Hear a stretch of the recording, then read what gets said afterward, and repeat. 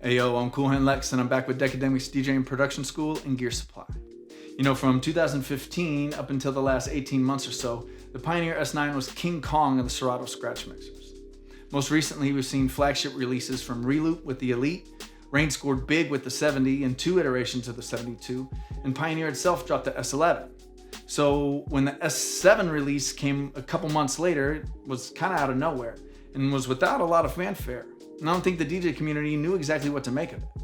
It's class compliant and fully featured for Serato and now Rekordbox. And it looks just like the S9, but it's called the S7. And it costs less, but it's an upgrade? Let's dive in. Alright, so off top, the S7 looks, works, and feels like the beloved S9. But there's some really nice refinements all around. The layout is basically the same, with everything stationed where we last left it. The screen looks good and is perhaps a bit sharper here than the S9, but the first notable difference is the source selection knobs have now been replaced by low-profile sliders, a sleek change that uniquely identifies this function from any other function on the board. That idea right there is baked into the design all through the S7. For instance, there are 6 different knob styles on the face, each with a unique combination of color, build material, and size that creates instant identification, visually and by touch. That's just really thoughtful and functionally effective design. The library section features new asymmetrical load and back buttons that come from the S11, and the loop section comes Serato style from the factory, which means loop length is decided in the software. S9 style is available in the menu, so you can keep it OG if that's your flavor. Monitoring controls are the same as the S9, so that means still no hardware split queue option. The long-awaited independent pad modes now have buttons that live above each channel's pad section. The newly rectangular pads share the same bed as the S11 and are slightly larger than those on the S9. You get 4 banks of 4 modes, including scratch bank and split modes, with 4 custom user modes as well. I love to see that the S7 and S11 share the same pad modes and colors, so all your learned routines and button sequences translate perfectly between the two, and the same holds true for custom MIDI mappings. The fader section here features some new action under the hood. The crossfader is the Magvel Pro, and I've made no secret about my love for this fader. It's like ice skating for your fingers. This thing is pure glass. And that's precisely why the channel faders stand out in comparison. They do not feel like glass. I mean, yes, the feel is fine and the action is good, and if I'm really honest, I probably wouldn't think too much about all this if there was a third one of these in the crossfader position, or if I felt like these were the same channel faders from the S9. Pioneer knows these will be abused, so I'm sure they have a long cycle rating and should stand up to heavy use. But it ain't the Magvel Pro, baby. This, of course, begs the question as to why Pioneer doesn't just use the Magvel Pro as line faders as well. And if I were to posit a theory, it may come down to a matter of size. The Magvel Pro fader housing is an absolute unit, and a quick glance down here shows how impossible that feat may well be. But I am a man of exquisite touch, and the wiggle room and the difference in glide between these faders is noticed. The last big change on the face is with the effects section, where they've cut the number of buttons by half, but increased the function a few times over. 3 selection buttons live on either side of the paddles, and the factory-selected beat effect is printed on top of each one. Printed below each button is an effects mode that can be summoned by holding Shift. First is the beat effects, where each button controls one of 22 hardware effects. These can be changed by holding the button and using the browse encoder. Pressing Shift gives you a parameter control as well. All of these effects can be further customized on your computer with the S7 utility, affording you the exact same effects and customization found on the S11, including changing the filter knob to different noise effects. The next mode is for Serato effects, where each button corresponds to one of the internal software effect slots. On the right side are 2 user banks where you can customize the buttons to control any of the hardware and software effects you want, including the new S7 exclusive Loop MIDI mode, which lives in banks 3 and 4. When you activate Loop MIDI, you're basically automating a specific action and telling it to occur at a designated interval at the tempo of whatever's playing. What that specific action is up to you.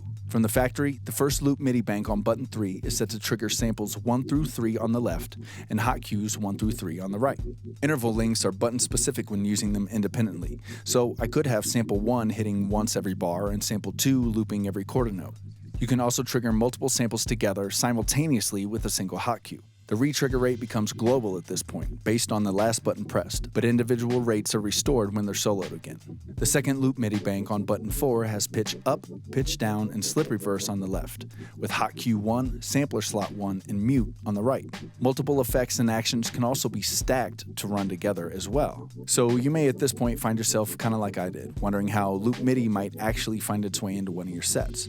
And I admit that wasn't entirely clear to me, even after messing with it for a while. But one of the first things that struck me, when you take the loop part out of the equation for a second, is the paddle can now be used for more than just turning on the effects. You now have a trigger for any software action you want, like you could with a custom pad mode, but you don't have to be in a custom pad mode to do it. So if we just consider the functions from the factory, we now have a way to trigger the first 3 samples and the first 3 hot cues of either song without having to be in any of those respective pad modes. Or in Loop MIDI 2, I can simply use the paddle to adjust the track's key since the S7 doesn't have dedicated buttons, and by holding shift and hitting the paddle resets the value. Alright, now this is cool and definitely opens up some possibilities. So sticking with key shift up on button 1 in Loop MIDI 2, how might having that action on a loop be helpful?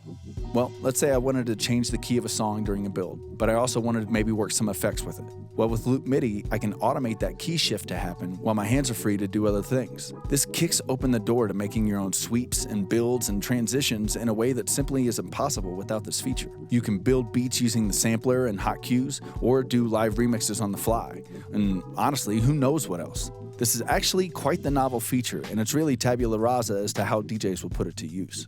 Pioneer isn't holding our hands with this one. Executing transitions and building beats requires more than a pinch of high-level multitasking and forward thinking. And while Loop MIDI isn't a feature I recall ever hearing anyone ask for, I feel like Pioneer might be onto something really creative with this.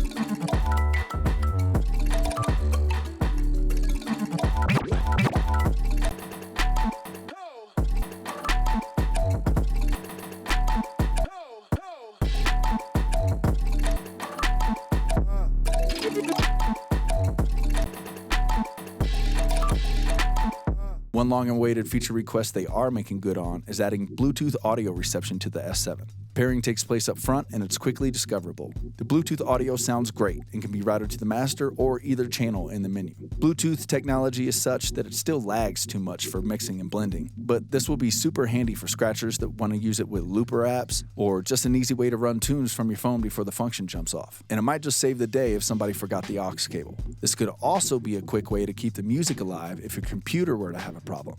Bluetooth is a huge feature add and will no doubt be a deciding factor for lots of DJs when considering what to buy. Next to the Bluetooth up front, we've got the mic control. They combined the mic EQ knobs into a single tone control and deaded the echo altogether, and moved from a metal toggle to a slide switch to turn it on. There's also crossfader slope and tension knobs with curve pots and hamster switches for the channels, and dual 1/4 and 1/8" headphone jacks on the right. Of note, the S7 is a mostly plastic build like the S9, and it's even kitted with plastic bumpers up front instead of the rubber bumpers used on the S9 and S11. Everything's pretty well the same as the S9 around back here too, but the S7 does benefit from a new high-powered USB hub, perfectly capable of handling your controllers and powering your phase. One other place the S7 shines over its predecessor is in sound quality. Let's face it, the S9 is great, but it's nobody's favorite sounding mixer, and vinyl junkies have long been disappointed with the preamps. But the S7 sees a great improvement in both these areas. Staging and balance is good, with a much more open and detailed treble response. The S7 sounds a lot more like the S11 than it does an S9, and that alone could be a strong enough reason to upgrade if you were thinking about it. And then when you consider the Bluetooth, a bigger and more extensive pad section, an increased number and quality of effects, including Loop MIDI, with a 5-amp USB hub, you've got a rock-solid mixer in its own right and plenty of reasons to consider picking one up. So, the S7 is a bit curious, since it looks like the S9, but it doesn't occupy the old starting position on the Pioneer roster. And it's priced lower with a lower model number, though it's clearly an updated version with upgraded function. Now, nobody invited me to the meeting when they named these mixers, but if I had been there, I'd say you call this the S9 Mark II, and the S11 becomes the S909. Bada boom, confusion averted. Both build off the original S9 form, but the tag lets you know what each mixer's lineage is. And the model numbers are still odd without raising any doubt to the S7 being an upgrade. This is actually kind of important because the S7 doesn't come to the dance with a huge wow factor, since the design is largely the same as the predecessor, and it doesn't have a screen to fancy everything up like its brother. But there are plenty of reasons why the S7 may still be your best choice. For one, the layout and workflow is tried and true. And the new pad modes, the new Bluetooth, a better sound quality, and loop MIDI are indefinite upgrade, even if the model numbering fails to convey it. With regard to function, the S7 is no slouch, and any feature exclusive to the S11 over the S7 is truly one of opulence.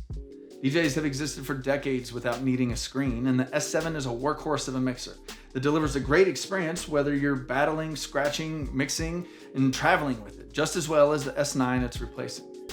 If you're already a fan of the S9, you're going to love the S7. You'll want a new deck saver if you're upgrading, but your S9 case will still hold.